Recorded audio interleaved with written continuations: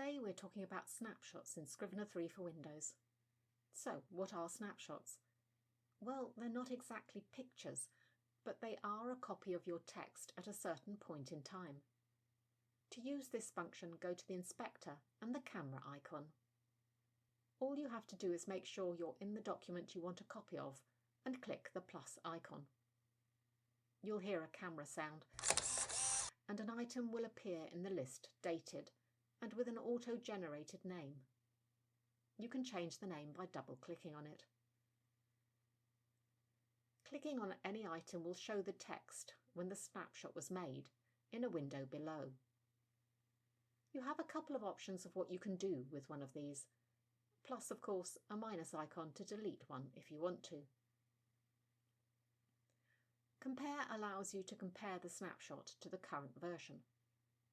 Click the option you want by paragraph, clause or word and you'll see markups in the snapshot version. If you choose Word, it'll only highlight words that have been changed.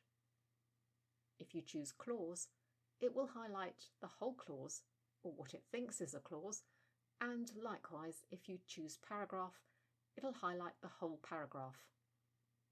I think Word is probably the most useful.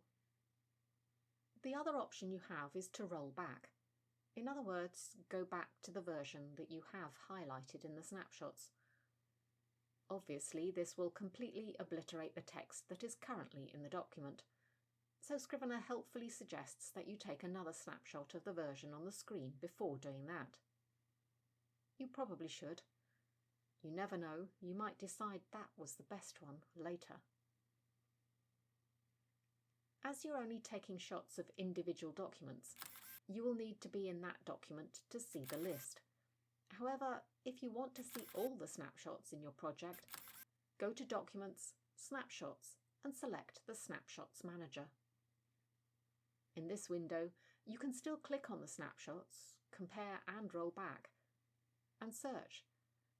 But I'm not sure this would be a good way to work on individual documents, as it might be more confusing.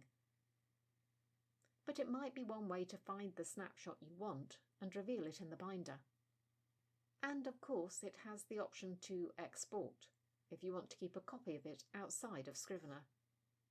Next time we'll be talking about dialogue focus.